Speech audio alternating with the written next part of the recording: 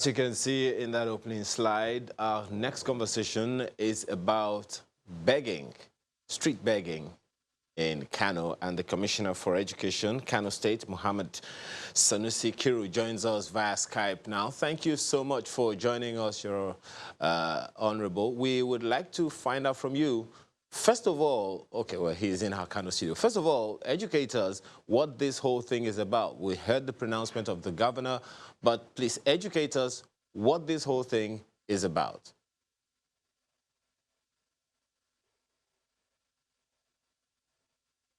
Hello?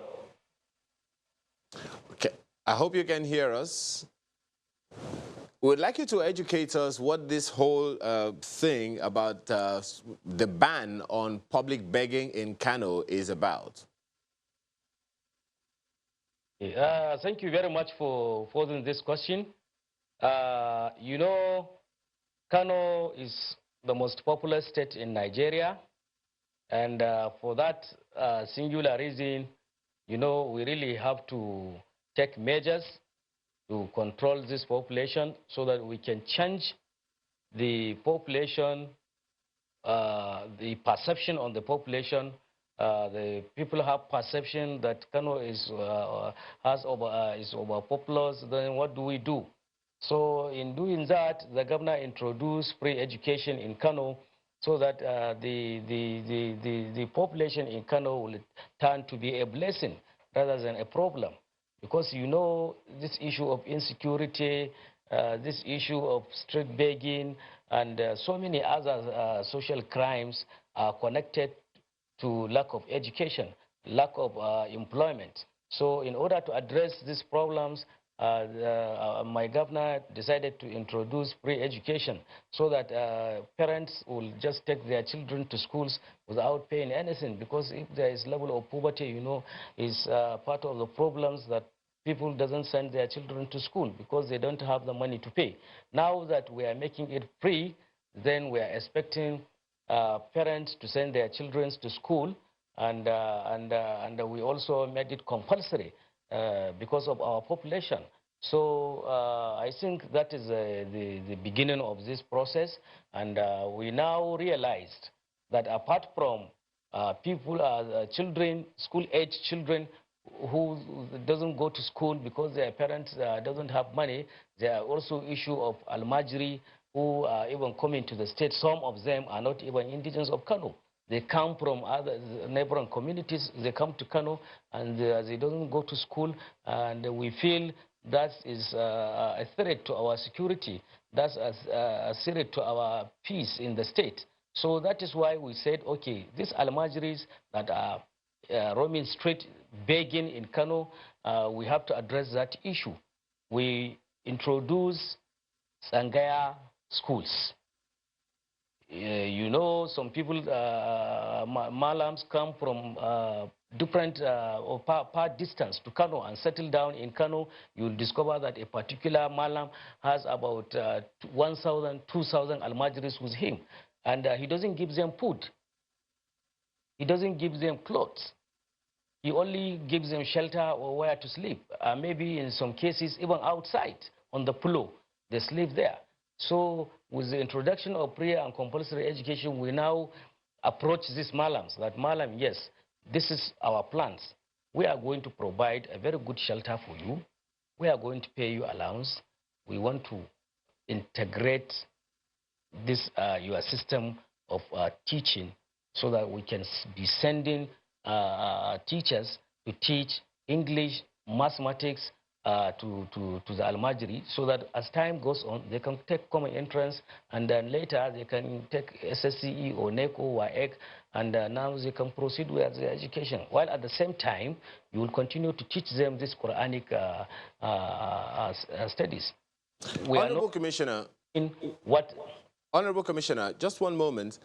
How does this policy, this free education policy, address the problem of personal economy or family economy that public begging is supposed to address for these people. When they beg for money from people, they get money to feed and all of that. Have you also factored in how this policy will help to ameliorate some of the economic challenges for which they actually go to the streets to beg? What we are saying is in each sangaya, I mean, in each school or annex school where these people are staying, government is providing food, 3 square meal a day. And even we went to the extent that if we have 1,000 Almajiri, we are going to give you, we are going to give each Almajiri 200 naira every blessing day. We are sending food. We are paying salaries for the teachers, so it means we are going to feed the whole school, the whole Almajiri in the school. Government is going to feed them. So the issue of going to beg for food by the roadside doesn't even arise by the time you address this issue.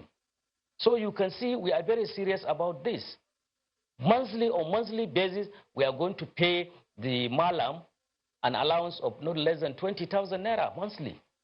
So you can see while we feed the Almajiri, we give them uniform. So the issue of street begging, they are just begging to eat. And now the issue of feeding is addressed. So what is the essence of going to the street to beg? And they are not paying anything in this school. Government is taking full responsibility of everything. We are going to send them teachers. We are going to pay the teachers. I mean, so you can see how prepared we are. Right. Regarding enforceability, there are two sides to this. Now, some people say this is more of a culture thing. So, yes, you have banned street begging. You have said Almajiris should go to school. But then, are you handling that area of culture? Because some people still believe this is a way of life. So how are you ensuring that this percolates to people saying you need to have a change of mindset? This is not the way to go about this. No, you are talking of culture, and culture, we always go on reforms, we go on transformations. If I could remember my childhood, this is not how I am now. So as time goes on, we are moving from this stage to another stage. Let me be honest with you. Currently, we have more than 50 Sangaya in Kano State. These Alaramas who are teaching this Almajiri, about 50 of them have accepted this system of integration. We are now going to pay, we have now enrolled them. We have been paying them money on monthly basis. We have been sending food stuff to their Sangayas, which they are using in feeding these Almajiris. Now, for those Almajiris who doesn't even have where to stay, who are just roaming the street begging in filling stations, in roundabouts, in restaurants, you will see them everywhere in Kano. Those are the ones that are even posing more dangers, more security threats. Now, what we intend to do is that they should either belong to a particular Sangaya, or we have established 3 boarding schools now. 3 boarding schools, 1 in each of the senatorial districts. These kind of Almajiris who are just roaming streets, we intend to start arresting them. If we arrest them, depending on the location of the arrest, then we are going to send them to one of those schools. In that schools, we have provided dormitories, hostels. We have classrooms. There is mosque. There is a dining hall, kitchen, where we are going to cook food for them and give them food. We have beds, we have mattresses, we have pillow, we have blankets. We are going to appoint teachers. We are going to post teachers to those schools. We are going to appoint head of the schools. We are going to provide maximum security in the schools. We are going to ensure the light. We are going to provide potable drinking water and everything you can think of in a boarding school, in a decent boarding school, so that will allow this Almajiri to have access to their Quranic education. Then they will have access to Islamic education. Then they will have access to English, mathematics, so that at the end of the day, they will have full integration. Meaning to say, they can write common entrance examination and they can take NECO or examination so that later they can even go to the university. While beside the fact that they are taking their Quranic education. So they will have double opportunities. They will memorize the Holy Quran. They will know the translation and the transliteration of the Holy Quran. And later, they will get full formal education. They can be a graduate, they can be a medical doctors, they can be engineers, they can be anything. So you can see what Kano state government is doing. And these 3 boarding schools we are talking about, we have more than 53 boarding schools now. So we are adding 3 now, making it about 56 boarding schools in Kano. So you can see the responsibility Kano state government is shouldering. And all this, what we are saying, is about money. It involves a huge amount of money. Because by the time you come more than 1,000 Almajiris in a school, you will feed them 3 square meal, morning, afternoon, and night. You know what it means.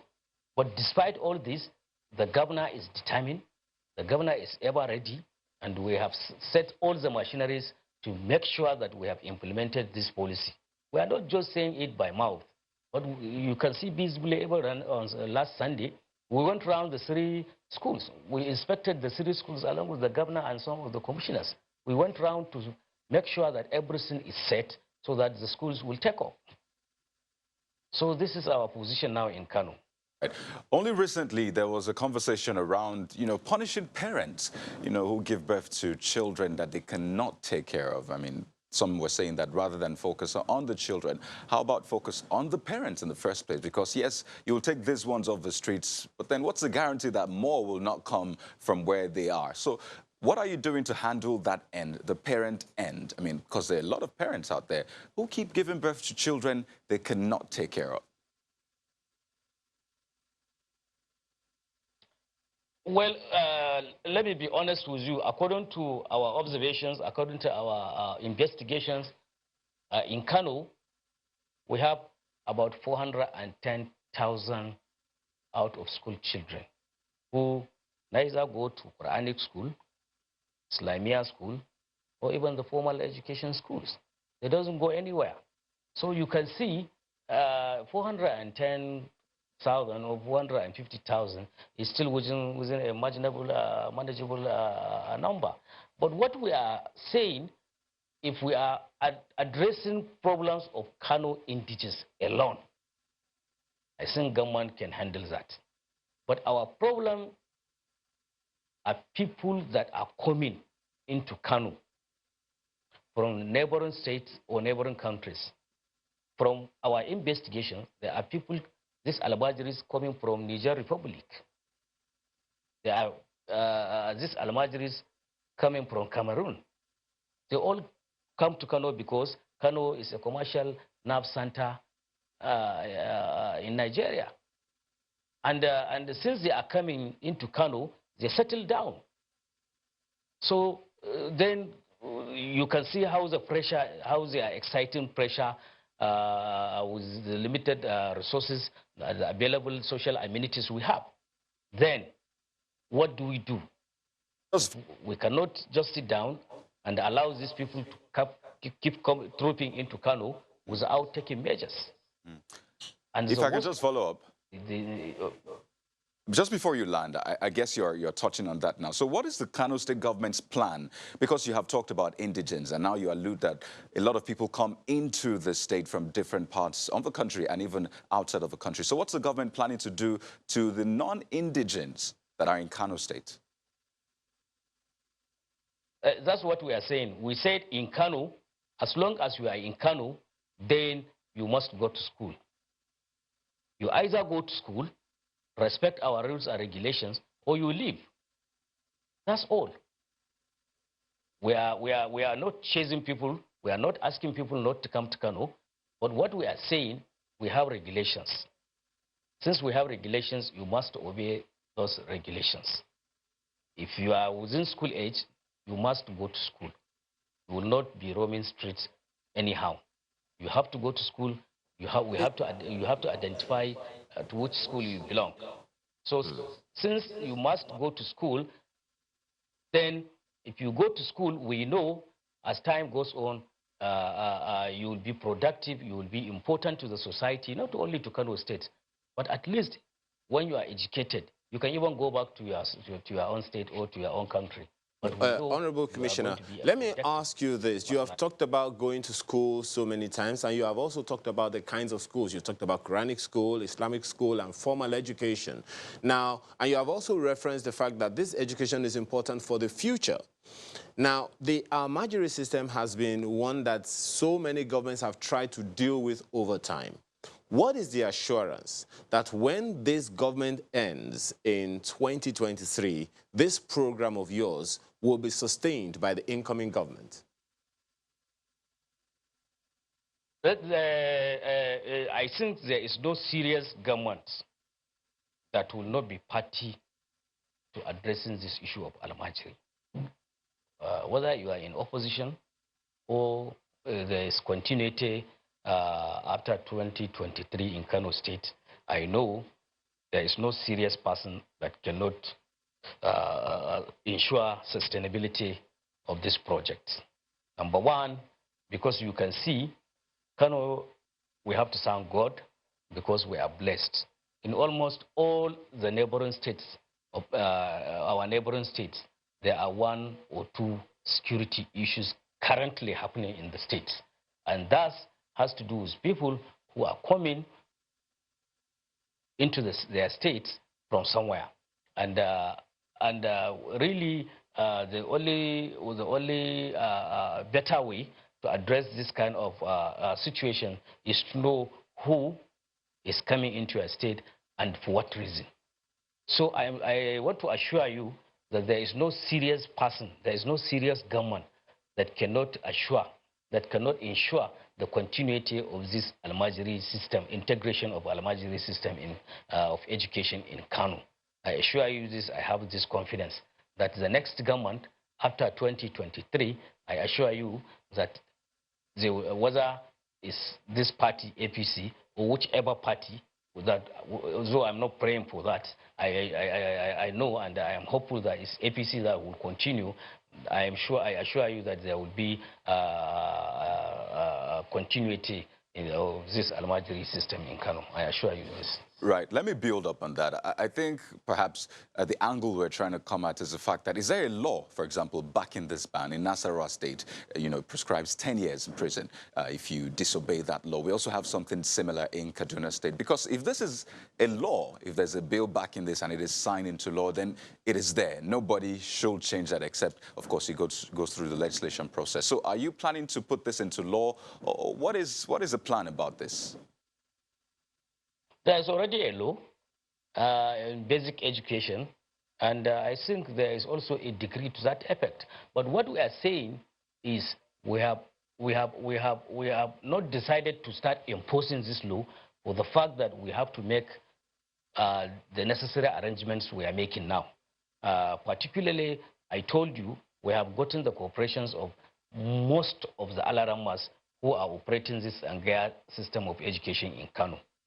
So the next step is to make preparations for those who refuse to either key into the integration or those that keep on coming to Kano without belonging to any. Now that we are set, the ministry has provided 3 boarding schools, proposed boarding schools, where we are going to be keeping these Almajiris who are roaming the streets. If we arrest you... Very quickly, Honorable Commissioner, when does this program take off? The program has taken off already. We have identified, as I said, we are currently financing more than 50 Zangaya centers, Zangaya schools in Kano. What we are talking about now is the arrest of Almajiri based on the declaration and based on the directive executive order given by His Excellency.